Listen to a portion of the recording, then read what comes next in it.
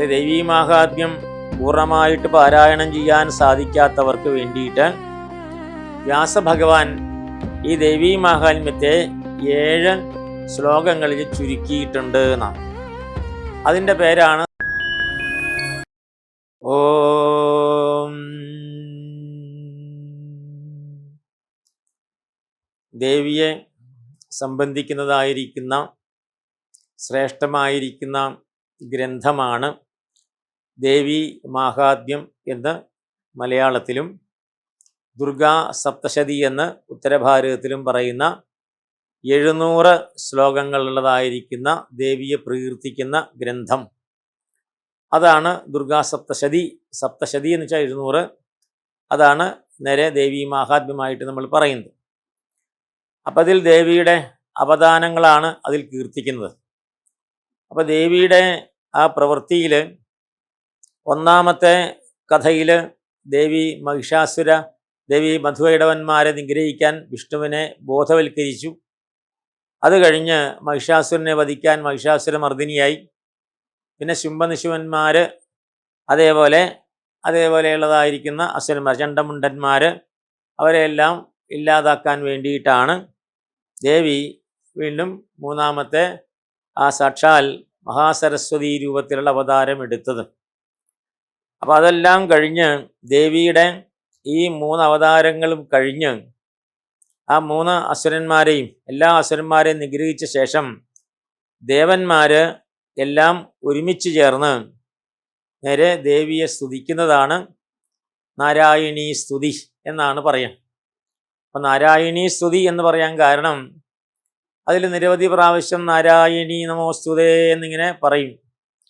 അപ്പോൾ 11-ാം അധ്യായമാണ് ദേവീ മാഹാത്മ്യത്തിലെ 11-ാം അധ്യായമാണ്.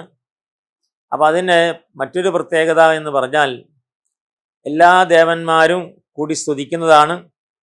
അപ്പോൾ സമ്പൂർണ്ണ ദേവീ സ്തുതിയാണ് ഈ നാരായണീ സ്തുതി എന്ന് പറഞ്ഞു കഴിഞ്ഞാൽ. അപ്പോൾ അതിൽ മറ്റൊന്നുള്ളത് ആ 11-ാമത്തെ അധ്യായം വായിച്ചു കഴിഞ്ഞാൽ എല്ലാം അസുരന്മാരെ നിഗ്രഹിച്ച് പരിപൂർണ സന്തുഷ്ടചിത്തയായിരിക്കുന്ന ആ ദേവിയെയാണ് സ്തുതിക്കുന്നത്. അപ്പോൾ എല്ലാ കർമ്മങ്ങളും കഴിഞ്ഞ് പ്രസന്നചിത്തയായിട്ടിരിക്കുന്ന ദേവിയെ സ്തുതിച്ചാൽ ദേവി നമുക്ക് സർവാഭീഷ്ടങ്ങളും തരും. മറ്റൊന്ന് അതിലെ ആ പ്രധാനപ്പെട്ടതായിരിക്കുന്ന 5 ശ്ലോകങ്ങളുണ്ട്. 5 ശ്ലോകങ്ങൾ ആണ് നേരെ നമ്മൾ സപ്തശ്ലോകീ ദുർഗ എന്ന് പറയും. അത് ദേവീ മാഹാത്മ്യം പൂർണ്ണമായിട്ട് പാരായണം ചെയ്യാൻ സാധിക്കാത്തവർക്ക് വേണ്ടിയിട്ട് വ്യാസഭഗവാൻ ഈ ദേവീ മാഹാത്മ്യത്തെ 7 ശ്ലോകങ്ങളിൽ ചുരുക്കിയിട്ടുണ്ട് എന്നാണ്. അതിൻ്റെ പേരാണ് സപ്തശ്ലോകീ ദുർഗ എന്ന് പറയുന്നത്. അപ്പോൾ ആ സപ്തശ്ലോകീ ദുർഗയിലെ 5 ശ്ലോകങ്ങൾ ഈ 11-ാം അധ്യായത്തിൽ നാരായണീ സ്തുതിയിലാണ് ഉള്ളത്. 2 എണ്ണം അതിൽ 1-ാമത്തെ ആ ശ്ലോകം. അപ്പോൾ സപ്തശ്ലോകീ ദുർഗയിൽ 1-ാമത്തെ ശ്ലോകം 1-ാമത്തെ അധ്യായത്തിലാണ്. 2-ാമത്തെ ശ്ലോകം 2-ാമത്തെ അധ്യായത്തിലാണ്. പിന്നെ ബാക്കി 5 ശ്ലോകങ്ങളും ഈ നാരായണീ സ്തുതിയിലാണ്. അതുകൊണ്ട് തന്നെ ആ നാരായണീ സ്തുതിയുടെ പ്രത്യേകത മനസ്സിലാക്കാം. അപ്പോൾ 1-ാമത്തെ സപ്തശ്ലോകീ ദുർഗയുടെ 1-ാമത്തെ ശ്ലോകം 1-ാമത്തെ അധ്യായത്തിലാണ്. ജ്ഞാനിനാമപി ചേതാംസി ദേവി ഭഗവതി സ ബലാദാകൃഷ്യമോഹായ മഹാമായ പ്രയച്ഛതി. അത് 1-ാമത്തെ അധ്യായത്തിലാണ് വരിക. 2-ാമത്തെ അധ്യായത്തിൽ വരുന്നതാണ് 2-ാമത്തെ ശ്ലോകം.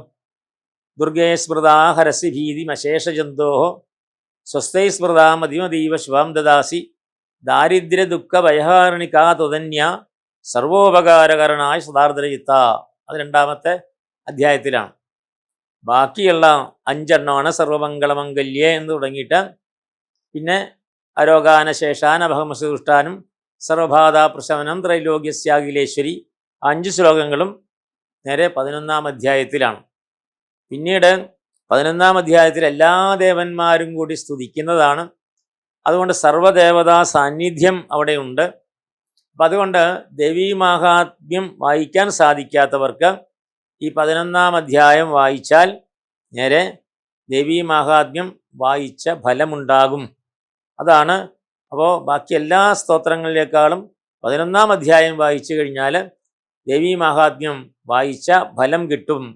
അതാണത് കാണാതെ പഠിച്ച് എല്ലാവരും പ്രത്യേകിച്ച് പൂജാദികളിൽ പൗർണമി പൂജയായാലും ശരി, ഇപ്പോൾ സാധാരണ നടക്കുന്ന ഭഗവത് സേവയായാലും ശരി, ഭഗവത് സേവയിൽ നേരെ ലളിതാ സഹസ്രനാമം ജപിക്കും, കൂട്ടത്തിൽ ഈ 11-ാം അധ്യായം കൂടിയിട്ട് പാരായണം ചെയ്യണം എന്നാണ് കണക്ക്.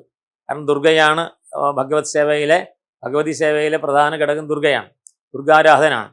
അപ്പോൾ 11-ാം അധ്യായം വായിച്ചാൽ ആ ദേവി മാഹാത്മ്യം സമ്പൂർണമായിട്ട് പാരായണം ചെയ്ത ഫലം കിട്ടും. 11-ാം അധ്യായം വായിച്ച് അർച്ചിച്ചു കഴിഞ്ഞാൽ സമ്പൂർണ്ണ ദേവി മാഹാത്മ്യം വായിച്ച് അർച്ചിച്ച ഫലം കിട്ടും എന്നാണ് പറയുന്നത്. അപ്പോൾ അങ്ങനെയുള്ളതായിരിക്കുന്ന ദേവി, പ്രസന്നയുക്തയായിരിക്കുന്ന ദേവിയാണ് അതിലെ ധ്യാനസ്വരൂപം.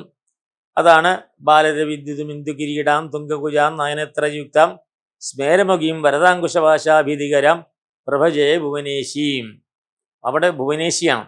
അത് അങ്ങനെയാണ്, ആ സ്മിതമുഖിയായിട്ടിരിക്കുന്ന ആ ദേവിയാണ്. അപ്പോൾ അതാണ് ബാലരവിദ്യുതും ഇന്ദു കിരീടാം. അപ്പോൾ ആ ഉദിച്ചുയരണതായിരിക്കുന്ന സൂര്യൻ്റെ പ്രഭയോടുകൂടിയിരിക്കുന്ന സ്മിതമുഖിയായിരിക്കുന്ന ആ ഭുവനേശ്വരിയാണ് ഈ ലോകത്തിൻ്റെ ഈശ്വരിയാണ്. അപ്പോൾ മറ്റ് അധ്യായങ്ങളിലും അത് പറയില്ല. ഭുവനേശ്വരി സങ്കല്പത്തിൽ നേരെ ആരാധിക്കുന്നത്, അതാണ് ഭുവനേശ്വരി ആരാധിക്കുന്നതാണ് 11-ാം അധ്യായം. അതാണ് നേരെ നാരായണീ സ്തുതി എന്ന് പറയാനുള്ള കാരണം. അപ്പം അതാണ് എല്ലാം ചേർന്നതായിരിക്കുന്ന സ്തുതിയാണ് നാരായണീ സ്തുതി. അപ്പം അതോടുകൂടിയിട്ടാണ് ദേവി ദേവന്മാരോട് സന്തുഷ്ടരായിട്ട് ചോദിക്കുന്നത്. ദേവി നേരെ ദേവന്മാരോട് ചോദിച്ചു, ഈ എന്താണ് ഞാൻ ചെയ്യേണ്ടത് എന്നാണ് ചോദിച്ചത്. അപ്പോൾ വരദാഹം സ്വർഗണാഹ എന്ന് ചോദിക്കുന്നു, എന്താണ് ഞാൻ നിങ്ങൾക്ക് വരേണ്ടത്?